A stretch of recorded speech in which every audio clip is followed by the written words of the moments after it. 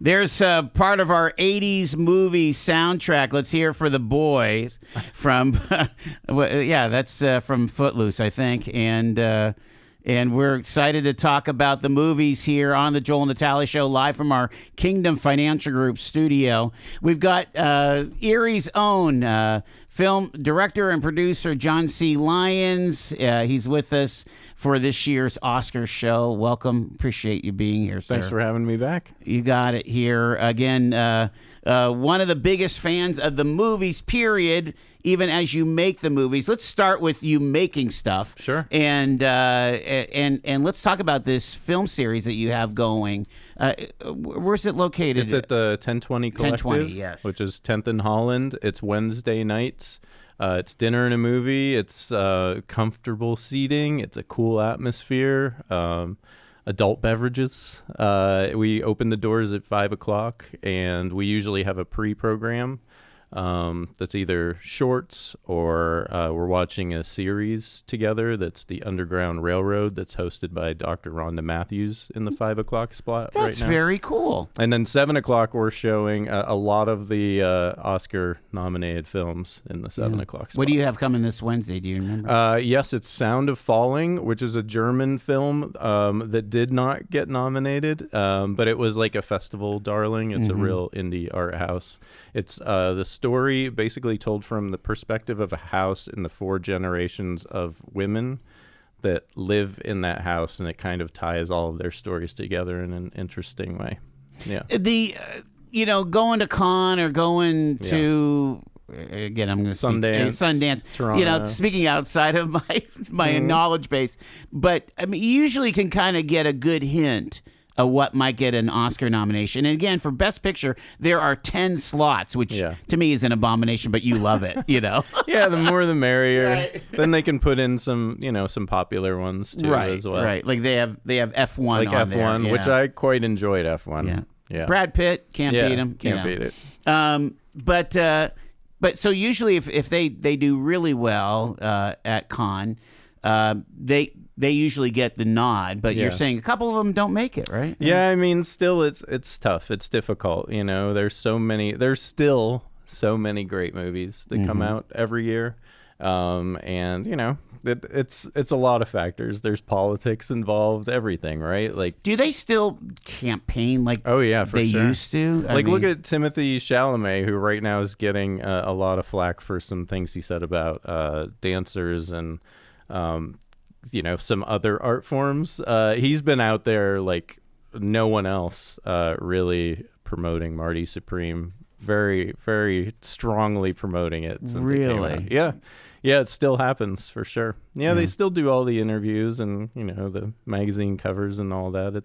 It's a bit old school, but now they have podcasts and things to go on and promote. So well, and again, before it was so gauche to even promote. Right. There were it's these shameless. It was now shameless. Yeah. Plus they were still doing it anyway. They were just doing it through the publicists and things, or very influential people, or you get the swag. Yeah, for sure. It still happens. I would imagine there's so many Academy members, and to vote, you have to see the films. Yeah. Oh, yeah, for sure. So they have to get them out there. They have to get screeners out there, right? Yeah, and now they have it, it's now all online, so Academy members can just log on to a private website and stream all of the stuff now, too. So really, there's no excuse they can still not watch all of them, but it's a much easier, more accessible for everybody now, too. So you don't have to just work and live in New York and L.A. and, be limited to those theaters that show all the art house ones. You have a lot more options. I learned this stuff from Jackie George, who's a producer here in Erie, that moved back home and had a big career out west. She's a voting Academy member, and she keeps me up to date on those logistics, which is pretty cool that we have somebody here voting for the Oscars. Yeah, she a famous name around these parts, and certainly in L.A. The you've also we've talked about your experiential project here. Tethered. Tethered, yeah. So we had our second big flagship tethered show in the fall at the Manicore, and it was great. I was telling you before, we had people buy tickets from Brooklyn, Canada, far reaches of Ohio, awesome. and down by Pittsburgh, and we had hundreds of people come through. We did 4 shows this time. Wow. And it was great. The cast was amazing. It's a lot. It's a big ask, but it went really well. And since that one ended, we're already working on the next show for hopefully this fall. That's tremendous. Again, different storylines, different elements depending on where you are in the building, right? Yeah, it's basically a choose your own adventure. You step into the world of the show, and as we talked about before, instead of just passively watching the performers on a stage, you're in the space and they're in the space, and the entire space is the show, the location of the show. Berlin. And finally, some film projects you're working on?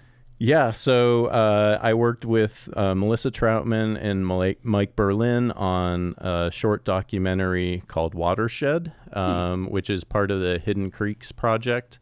And there's an installation where you can see parts of it at the Blasco Library. And then on April 8th, we're going to show it at the Film 1020 at the 1020 Collective. So what date again? That's going to be April 8th. Okay. And it's called Watershed. It's showing at 6:30 before the feature film, which is one of the Oscar-nominated films. It was just an accident.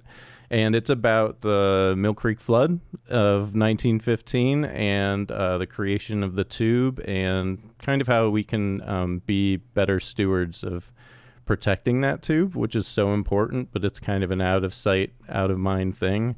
I learned so much working on that documentary. I didn't Have know you done about... documentaries much before? So Melissa Troutman and I did the Lake Erie Our Kin documentary the Chronicles show, Chronicles, yes. which Mike was, the showrunner for Chronicles.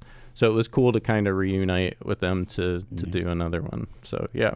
The I think there's a actual movement in the environmental world about kind of rebirthing these creeks that many years ago they thought, we'll save lives if we just stuff them. Right. Meanwhile, there's a lot of benefit that comes to open flowing water. Yeah, for sure. Yeah, it changes the whole character of, the city, of the community, to have that direct relationship with nature. We do talk about that in the documentary as well. You do lose a little bit when, that direct connection is severed in a way. Yeah. All right. Let's start with the it was 2025 a good year in pictures? Yes, always. I will say that every year. I will say that I ask it every year, and you have the set response. Yeah, I mean, I love film. I love this art form. I learned so much about, different cultures and people and things like that. And I also love a good popcorn movie, too. So it occurs to me, though, that we had that run with the Marvel MCU, right? Right. And that really funded a lot of what, I guess it would have been Disney at the time. I mean, what they could do otherwise, right? And of course, it got people coming to the theater, for the Avengers or whatever. Yep. And so it was a good. Those were good times for the movies, and that was all pre-COVID, though. Yep.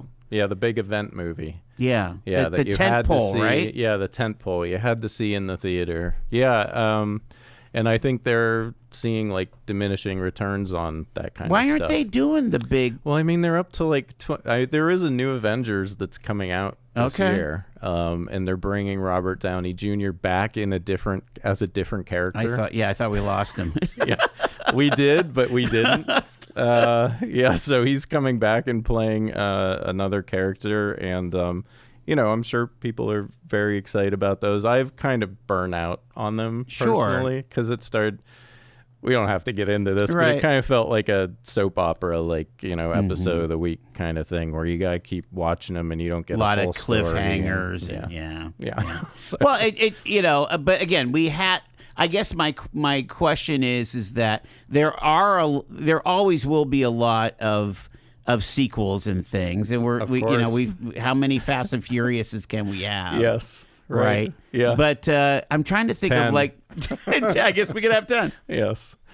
But I'm thinking of the big movies that got the kids out, because when I was a kid, we went to the Harrison Ford, we went to the Raiders movies, we went to the Star Wars movies and the original, trilogy and so on. I think Minecraft probably was one of them. Yeah, I'm trying to think. Huge though. business. Yeah. I mean, Hollywood would call them like the 4 quadrant pictures, where it's kind of like you touch all the age groups, both men and women across the board. Yeah, that's kind of like the sweet spot. But was there a MI? Was there a Mission Impossible last year, or might have been 2 years there was, ago? and I was really disappointed by it. Oh, you didn't like the ending? No, for me the best one was a couple Mission Impossibles ago. Yeah. And of course, what was it? Right after COVID, we had Top Gun Maverick, which was almost huge, like too. reopened theaters. Yeah, Tom Cruise is quite a force at the box office. I mean, if you think like how many Hollywood stars do we have left? I think you've got Brad Pitt in F1, you've got Tom Cruise out there. But who else is kind of Can like Leo a name like that? Can Leo open a picture? Leonardo DiCaprio? Yeah, I think so, but I think they kind of have, limited draws, and there's different people coming up too, right? Like the next generation. I'm wondering if Timothée Chalamet is becoming like that. Emma Stone kind of is. Yeah, Emma Stone, Zendaya, like there are people out there for sure. Are they that big, that bankable? I'm not sure.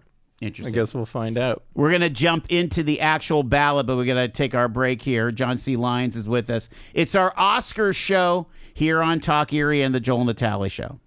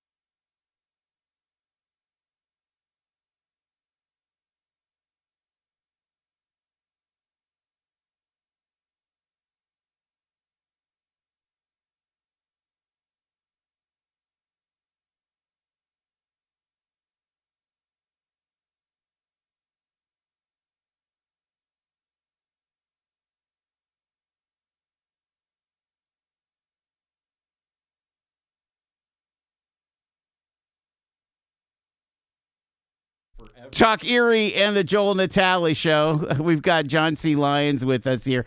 Tell that story, John, because I think we were just kind of going over some of the big pictures that you're loving here. Yeah. Talk about that. Yeah. Yeah. So I was saying my top 3 favorites from last year were Hamnet, One Battle After Another, and Sentimental Value. Hamnet we're actually showing March 25th at Film 1020 at the 1020 Collective. But when I saw Hamnet, which is by this filmmaker Chloe Zhao, who I really love, it was produced by Spielberg, which was an interesting surprise.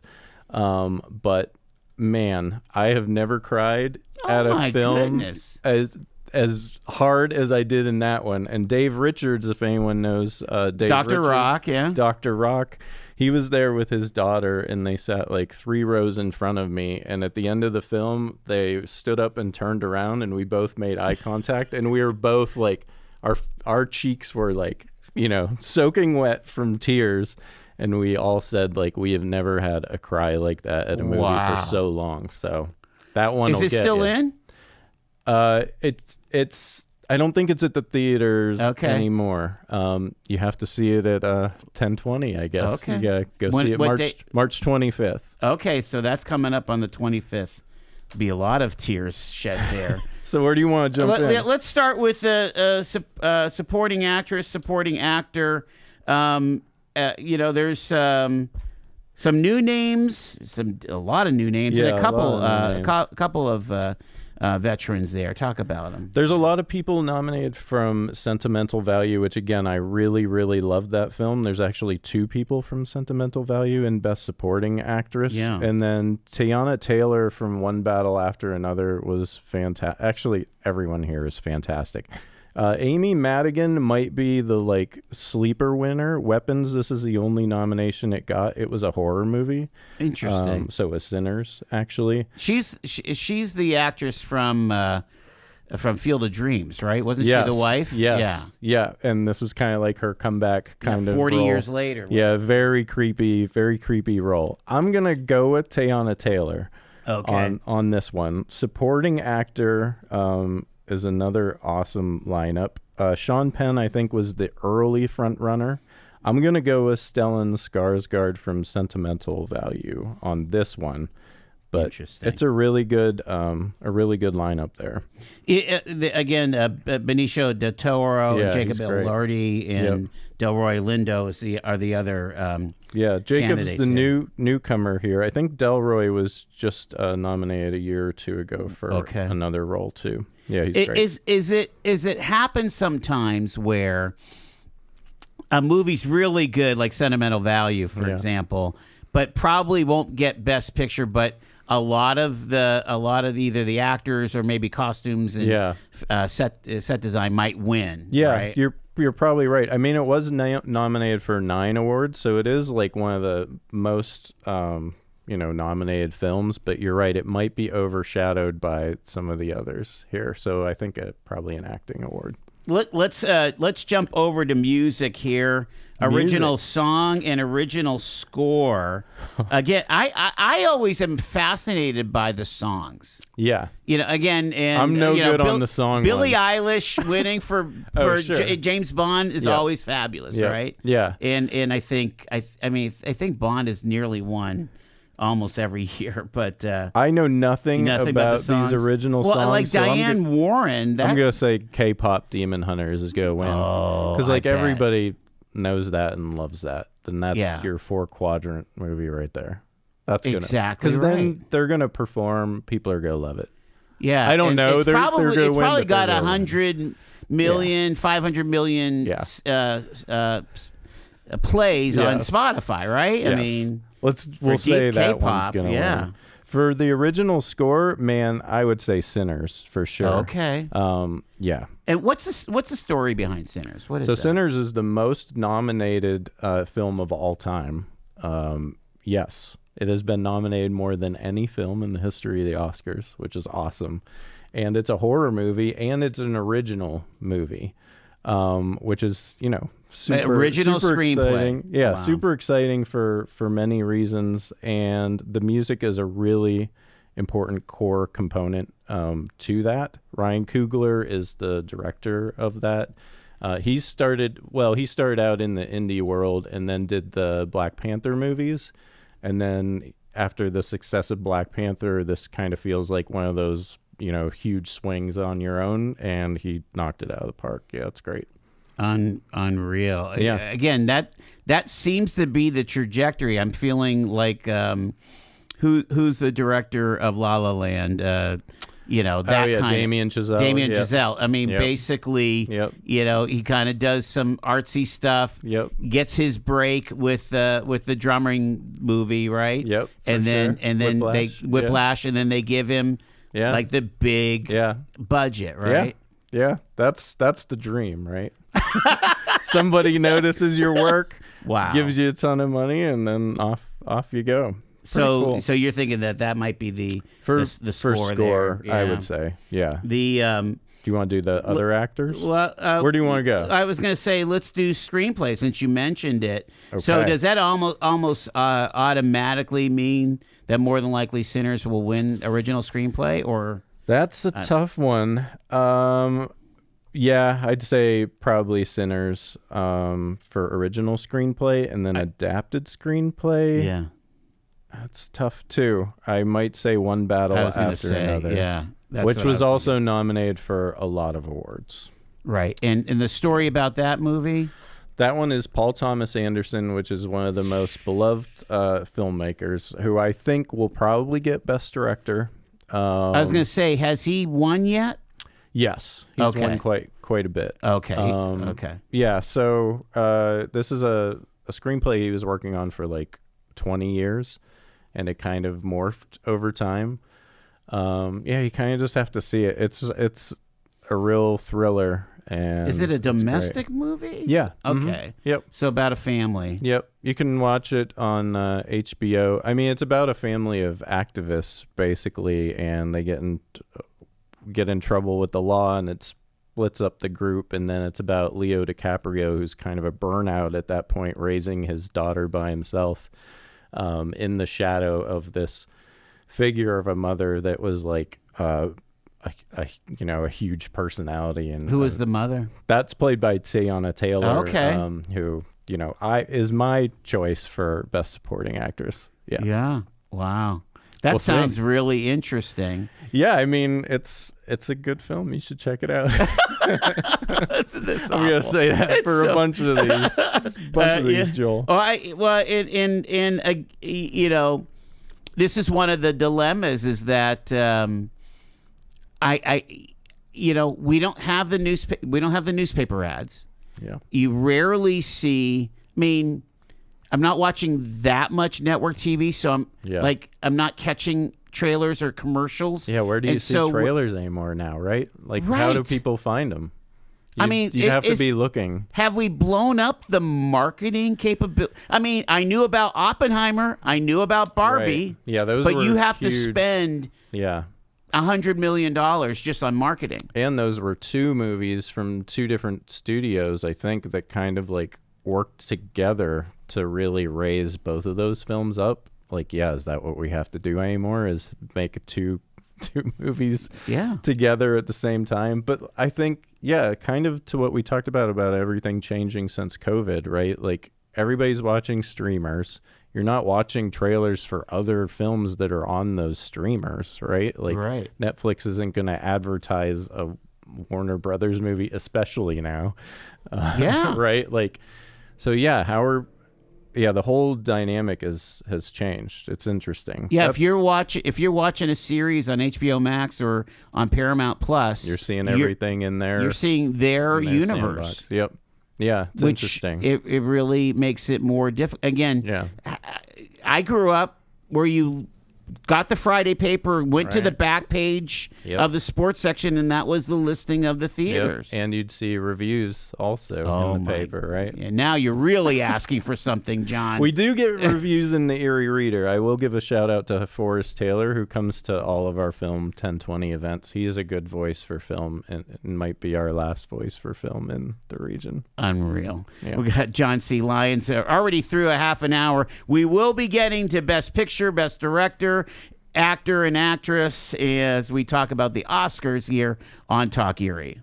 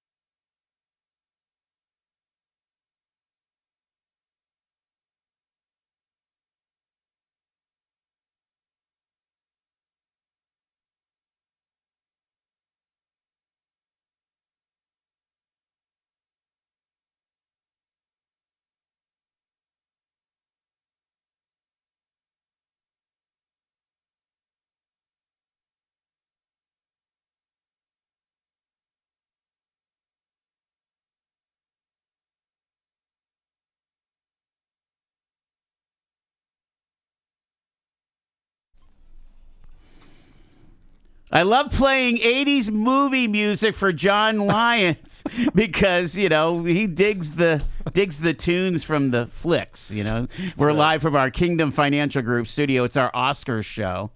Purple Rain, hello. There you go. I mean, Prince. Yeah, can't beat it. This is the era where movie music in the 80s was on top 40 radio. Like, Footloose had 5 number 1 hits or something like that from that soundtrack. Yeah, Top Gun. Again, I think Kenny Loggins was the singer-songwriter for the movies of the 80s, For sure. All right, but let's fast forward 40 years, and where do you want to go next? I'm still waiting for Ray. Have you heard about this phenom from Britain? Ray. Sure. She's this international. She has this huge band behind her, horn section, percussion or whatever. She's from England. And she's just taking over the world. She's got a song, "Where the Hell Is My Husband?" And it's just big. And they're saying she's got to be the next Bond songwriter. All there. right. They got to make a movie first. They haven't even cast Bond yet. Have we not cast Bond yet? I don't think so. A lot of rumors. Oh my gosh. Is that franchise done? It feels like they're trying to wind it down. Yeah. We'll so see. Again, the Mission Impossible is what we're referring to. Yes. So what are like the big franchises right now? What's Hollywood banking? The Croods, the Trolls. If you're going kids stuff, I can't help you. You can't help me with that. I can't help you there. I think Trolls are sure. They've got stuff going there, but yeah. I can't. Hannah Montana's coming back for a 20-year reunion. Can't wait. Can't wait. I remember what was it? Who had the High School Musical. So High School Musical is a show that's on Disney Channel. They do 1, they do 2. The third movie goes to the theaters. Crushed it. Like 200 million, whatever, 100 million. I missed it. I missed all of them. The studios used to know how to make money, is what I'm saying. Well, it's tough out there. It's a lot of competition for your attention. Exactly right. Let's go to Best Actor, Best Actress. Let's start with Best Actress here. Again, you're looking at Jessie Buckley for Hamnet, Rose Byrne, If I Had Legs, I'd Kick You. Wow. Kate Hudson, Song Sung Blue. Renata Rensva. That's the sentimental value. And Emma Stone there. So this is probably the only category that you can say is 100% going to go to Jessie Buckley, Hamnet. Oh, wow. 100%. Yeah, you're just it's a slam dunk. Did she win the Golden Globe or? And Rose Byrne won it in the comedy musical. We showed If I Had Legs, I'd Kick You and Sentimental Value in the film series that we do. Like Renata's great, Emma's great. All of these, I haven't seen Song Sung Blue that Kate Hudson's in, but if you're a betting person, Jessie Buckley, that's the easiest bet.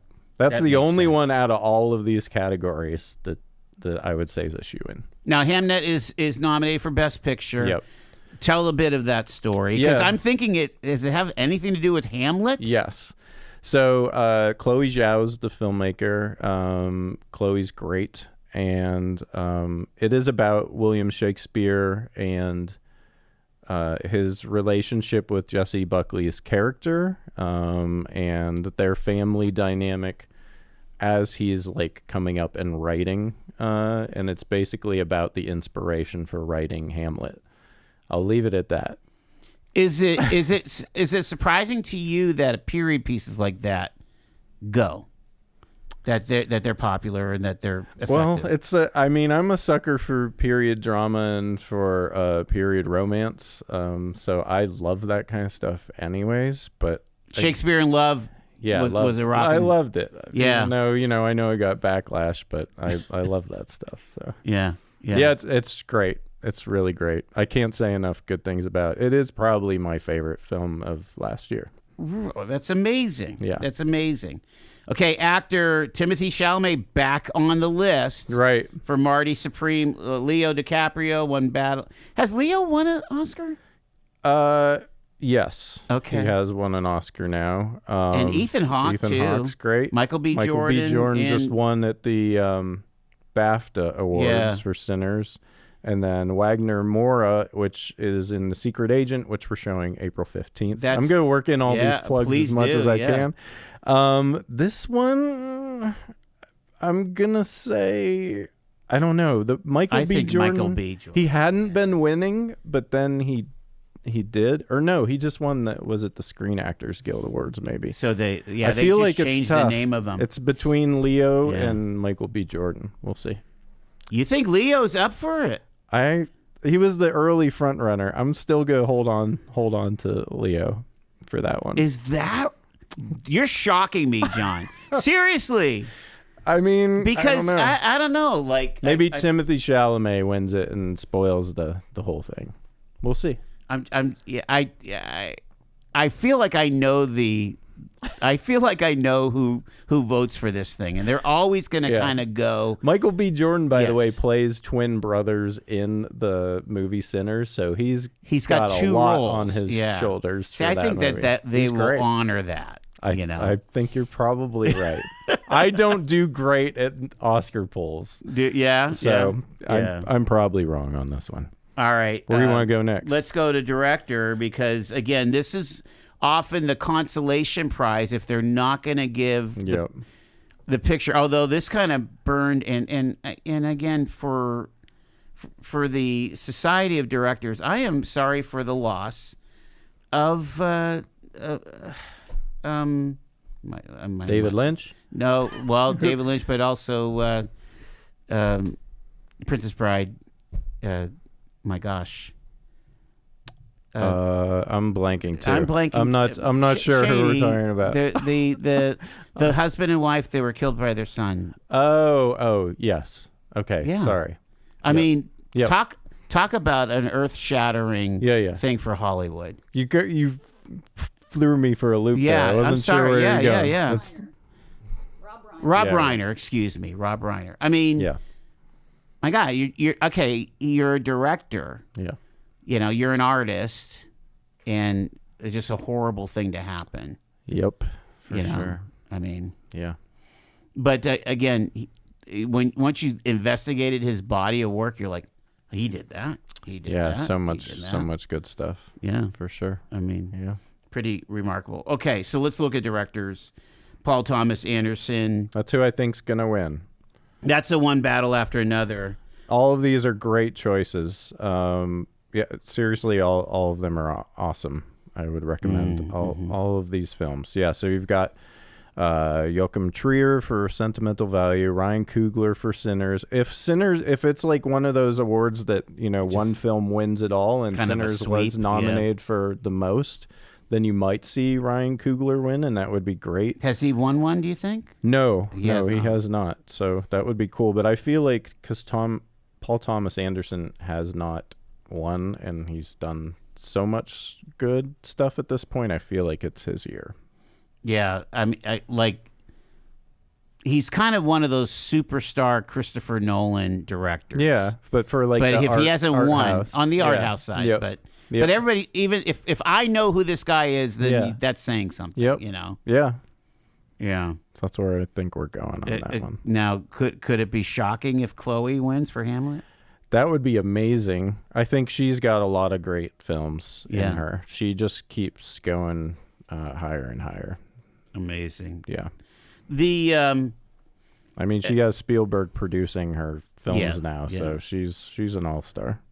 When you look at some of the smaller categories and things, before we go to Best Picture. Okay. Yep. What do you want? I just want you to pick something out that just knocked your socks off. Like, I'm going to say casting will be... It's the first year doing casting. Yeah. You had mentioned Sinners, I think for sure.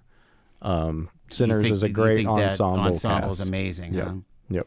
Very, very difficult to pull that off. Yes. Was there something in editing or costumes or production design or even cinematography that knocked your socks? Cinematography might be an interesting one because all of these are great, but Train Dreams that's a Netflix movie, and it seems to be picking up some steam, like on the professional side, like you know, the insider side. So you might see Train Dreams win that, even though you could pick any of these films and they have fantastic cinematography. For me, Frankenstein, I loved the film and I love Guillermo del Toro. Yeah. But Netflix movies, with the exception of Train Dreams, have a look that is really glossy and bright that isn't my favorite. Okay. So I'm a little surprised that Frankenstein's nominated, but all of these are great. You might see... What are we shooting on? Would you say that most of these are shooting on film, or are they versus digital, or are like big red cameras, 8K cameras? Sinners filmed a lot on IMAX film. One Battle After Another filmed on IMAX film. Marty Supreme filmed on film. Frankenstein was probably digital. Train Dreams, I'm gonna say was film. Probably most of these are film. Really? I'm gonna say Frankenstein might be the only digital one. Maybe I should buy some Kodak stock or Fuji stock. It's valuable. Right? I mean, if we're going back to silver, Christopher Nolan will be keeping it going for sure. Yeah. Can you imagine what their budget is for just? Oh yeah. Film stock. Oh well. Yeah. I remember what it was like in the 80s when we were shooting on just 35. Yep.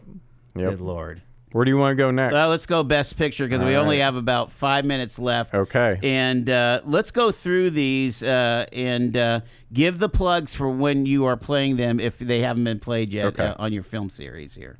All right. So we've got Begonia, which is by Lithuanian filmmaker Yorgos Lanthimos. He's worked with Emma Stone on his last 3 films. He's fantastic. His movies are very weird. Begonia is very weird. I can't see that winning Best Picture. Right. It's probably not popular with the voters. With probably the Oscar, not. the For the more conservative Academy members, I'd say for sure not. Is Emma driven to some like she has this? She's fearless. She's great. She'll do she's anything. she could do great Yep. on a popcorn movie. Yep. But she's choosing, after like a La La Land, she's taken a hard turn to the art house, and I'm all for it. Really cool. Okay. She produces movies too, so I think a lot of these are definitely like her choice. Mm-hmm. She wants to do this kind of work. All for it. F1 is an Apple film that stars Brad Pitt, and it's directed by Joseph Kosinski. It's action race cars. Not usually my thing at all. I'm not a NASCAR person, but I had a lot of fun at this movie. I don't see it winning Best Picture. Right. Frankenstein, Guillermo del Toro. Of course, everyone knows what Frankenstein is. Is this a remake of the classic? Yeah. Story. Okay. Yep, for sure. I enjoyed it quite a lot. I don't see it winning Best Picture.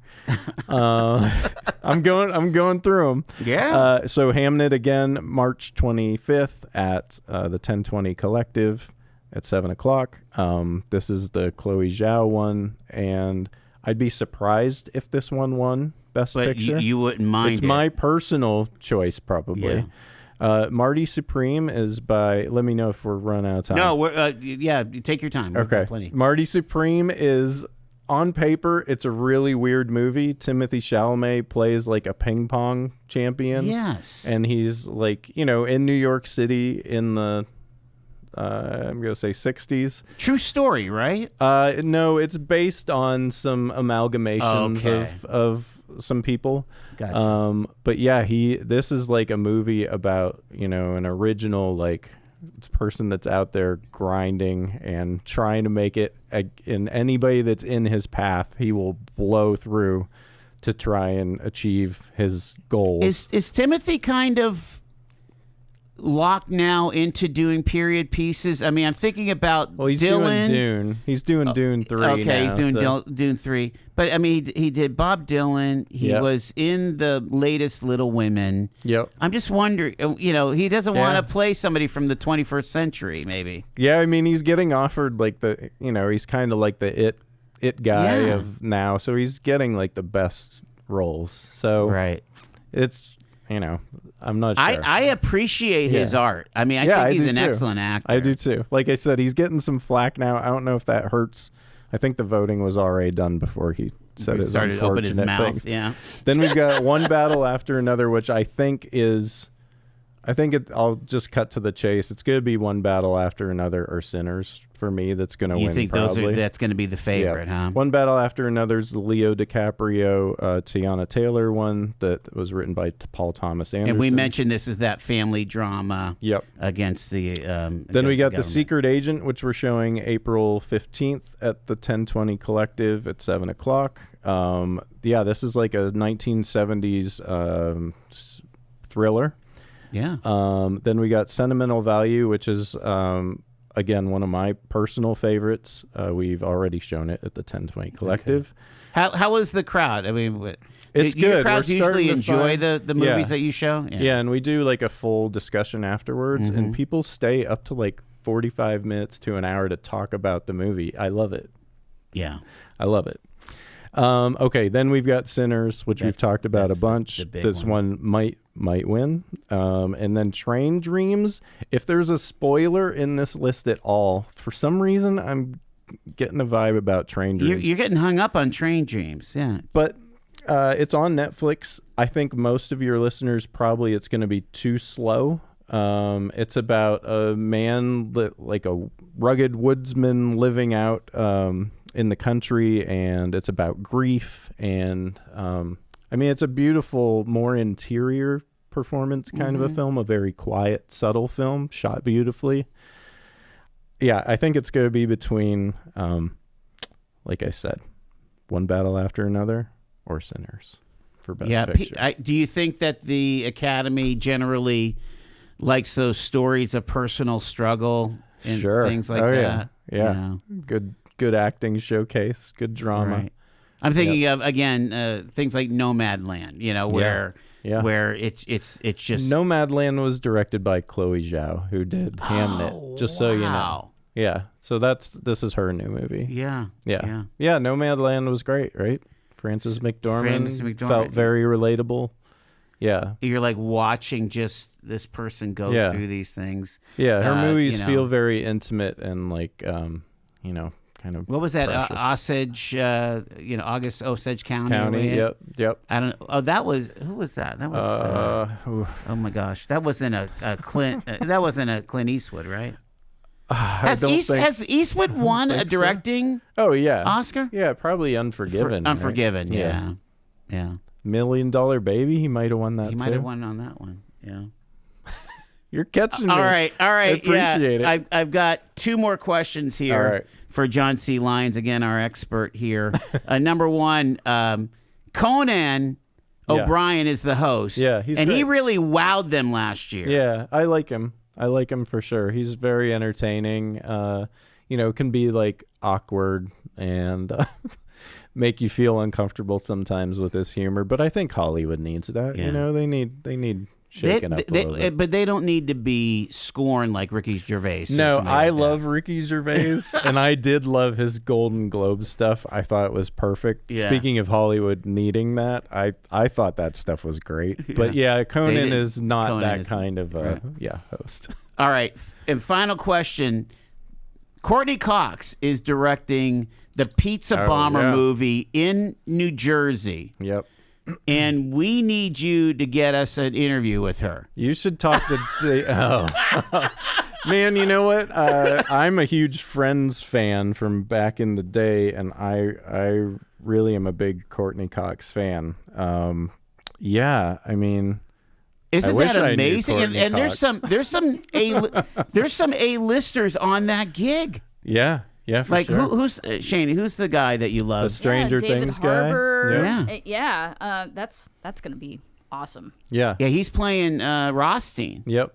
You should. Do you know David Durst? Who's a? Of course. Okay. Yeah, he's kind of upset that they're. They're doing the movie.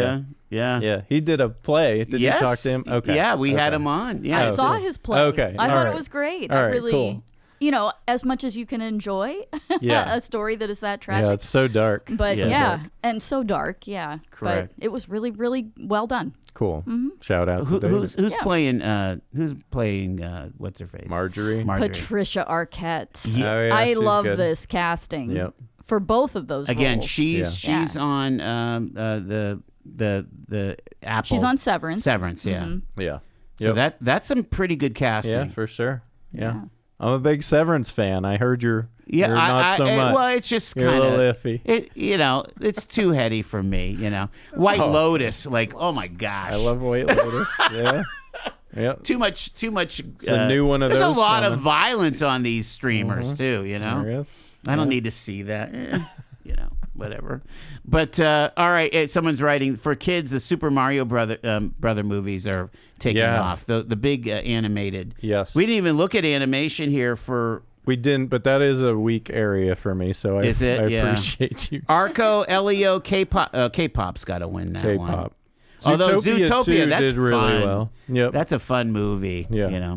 I've heard. Yeah. So I've heard. And Little Enemy or the character of Rain. We've got to let you go, but what are you doing on Oscar now? You sitting at home eating popcorn? We were gonna have a movie, so we haven't had a Oscar movie or a party for a while. Yeah. We're hoping to bring one back next year. So for people who like dressing up, to the nines and watching the Oscars and picking the award winners and all the glitz and glamour, and do it here in Erie, Nice. probably next year we'll bring it back. You just gotta make sure you take a nap, Yeah. and then because you're up until 11:30 Yeah, for on a goodness Sunday sake night. on a Sunday night. It's tough. Yeah. take the day off. No, John- I'm gonna be just chilling. Watching. Yeah, me too. John C. Lyons, thank you you. so much. Thank you I both. appreciate you sharing your expertise and your good cheer with all of this. Thank you. All righty, it is 4 minutes in front of